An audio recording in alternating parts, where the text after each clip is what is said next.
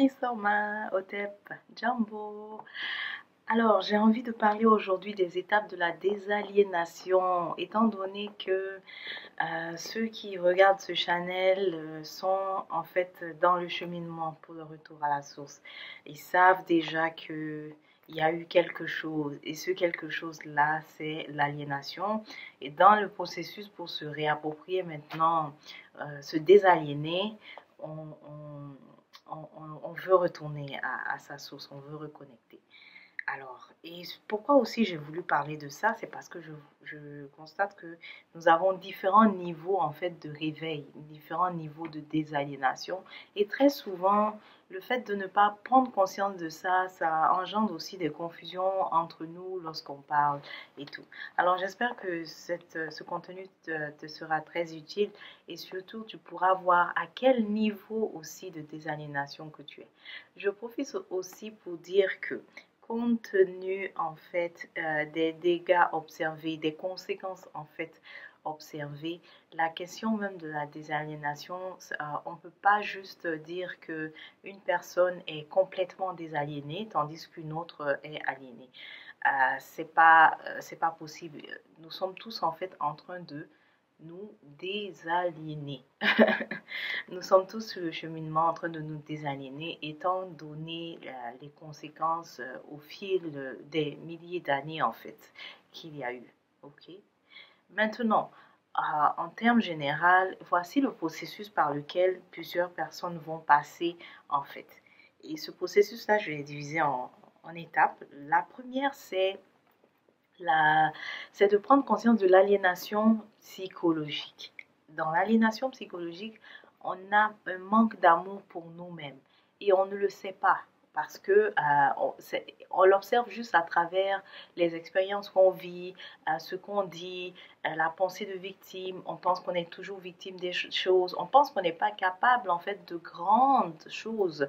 On va être très limitatif dans nos pensées. On se dit qu'il faut juste travailler, par exemple, pour un système et vraiment faire le peu pour être compensé, en fait.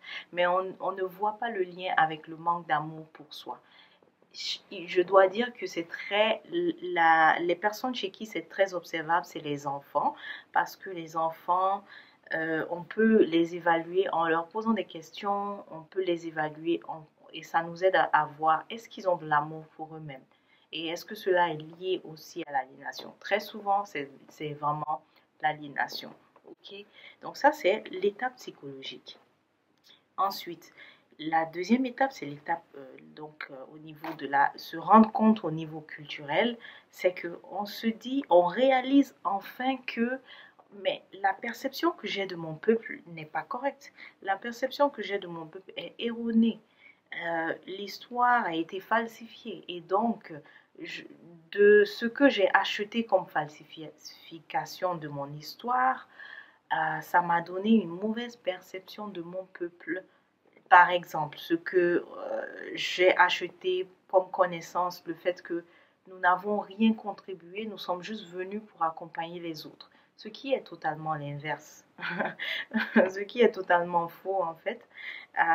Mais lorsqu'on avait cette croyance, eh bien, on ne pouvait pas avoir une bonne perception de notre peuple en tant que tel. C'est ça l'étape de la désaliénation culturelle.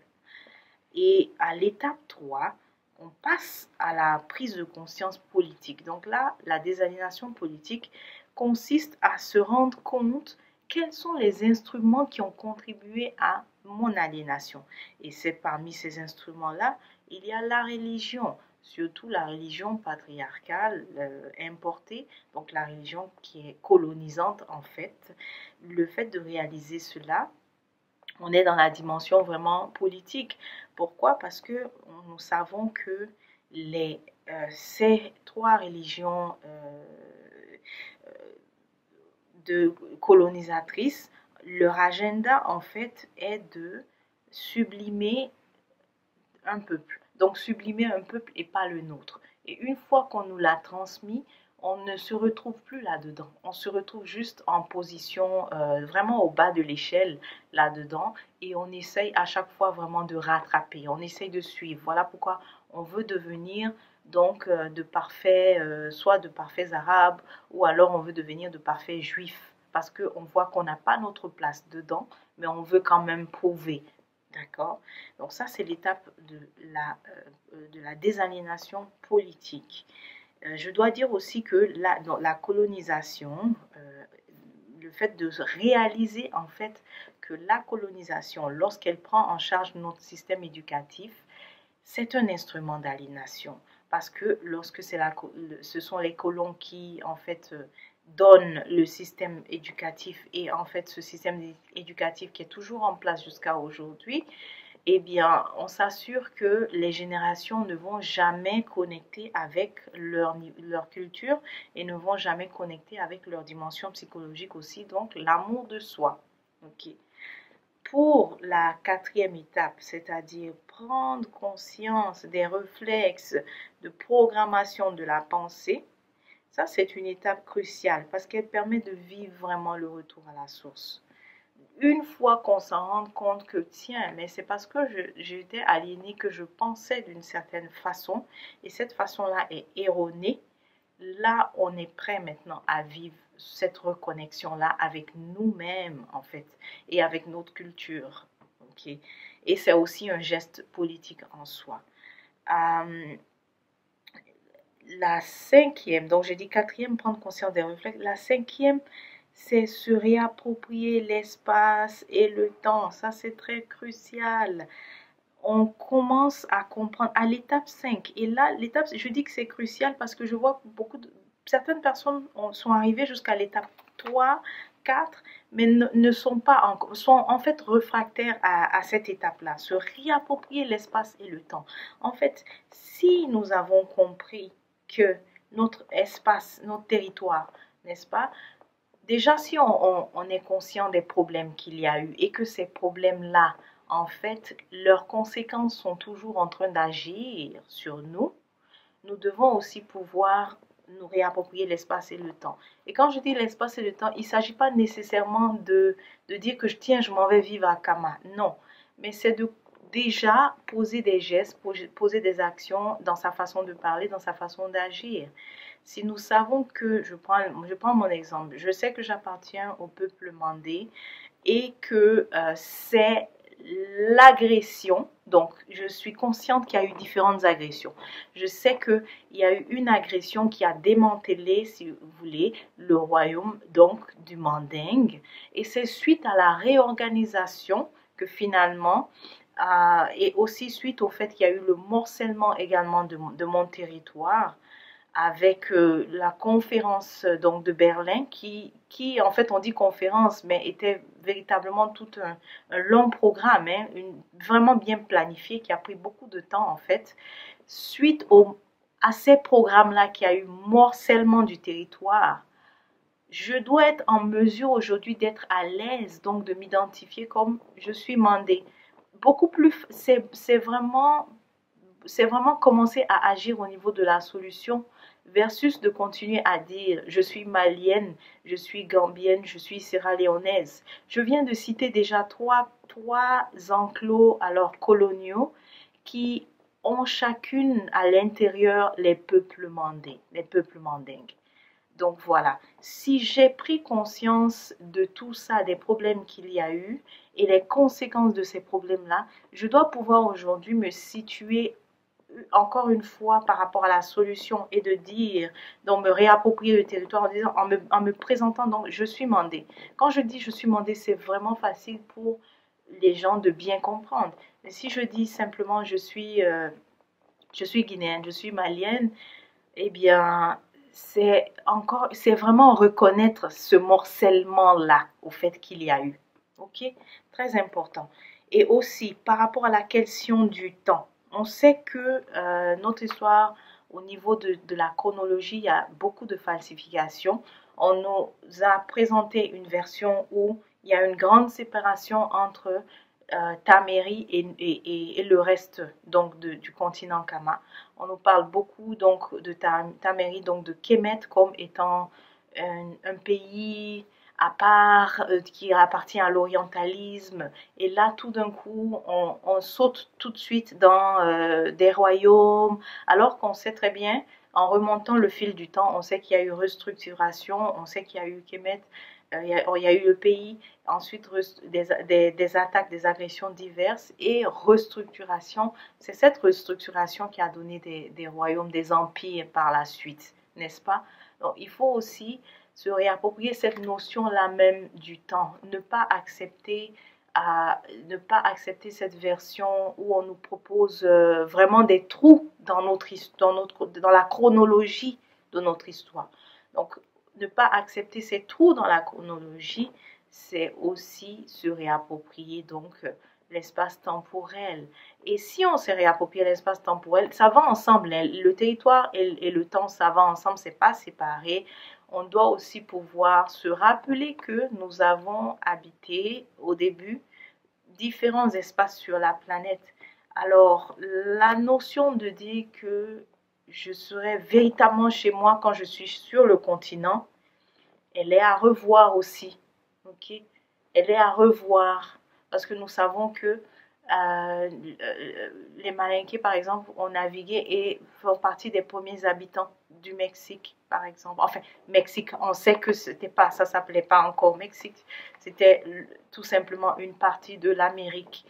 Il faut aussi se réapproprier ça. Donc, dans notre façon de parler, que cela se reflète, mais pas qu'on dise ah tiens, c'est seulement quand je suis sur le territoire, seulement quand je suis au sud, en fait, pas quand je suis au nord du continent que je suis chez moi.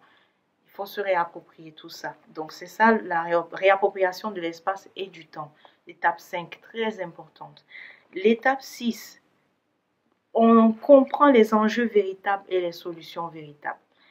Dans la question des enjeux véritables, c'est quoi? C'est de se dire que qu'est-ce qui s'est passé et quel est l'enjeu? Ce qui s'est passé, je l'ai dit tout à l'heure, un peuple donc qui a été donc agressé, ensuite opprimé et ensuite dont le territoire a beaucoup été occupé, n'est-ce pas? Donc a été occupé au point où on a été repoussé aux différents, et là je parle aux différents endroits de la planète.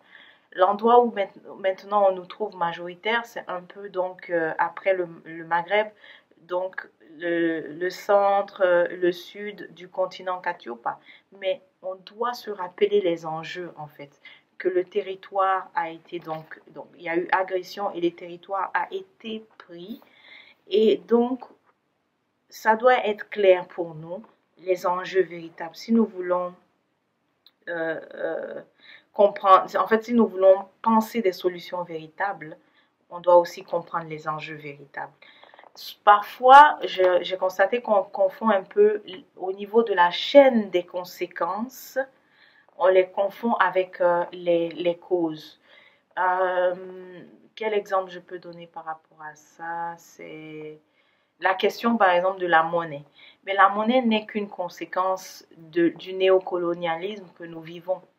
Je ne dis pas que ce n'est pas louable de devoir réclamer une monnaie pour nous, mais si nous mettons les choses dans l'ordre, on va voir que parmi les solutions qu'il faut, c'est de un, de réaliser que puisque notre territoire a été pris et que également on nous a déconnectés donc de ce que nous étions par rapport à la culture, nous allons donc nous réapproprier notre culture, ce que on a appelé donc finalement renaissance.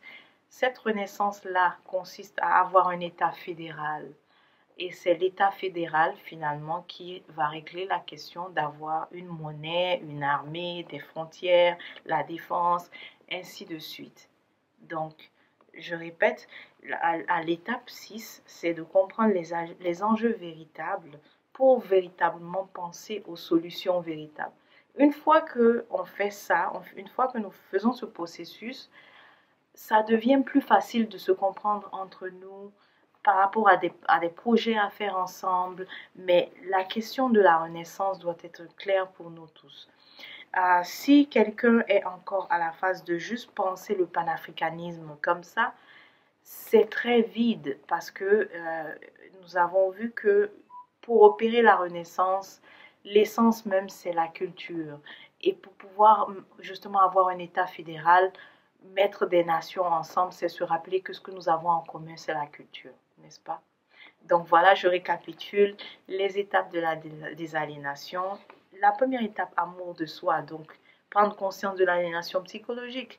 La deuxième étape, l'aliénation culturelle, prendre conscience qu'on a eu une perception erronée de notre peuple, perception erronée de notre culture, mauvaise compréhension et détachée de cette culture-là, qu'on vivait avec, on commençait à vivre en essayant d'imiter la culture des autres. Troisième étape au niveau politique, donc les instruments même de notre aliénation, c'est la colonisation à travers l'éducation et la religion, donc qui est politique en réalité. Quatrième étape maintenant, c'est prendre conscience des réflexes, donc au niveau de comment est-ce que nous pensons en fait. Cinquième étape, se réapproprier l'espace et le temps. Sixième étape, comprendre les enjeux véritables et les solutions véritables. À la prochaine. Merci.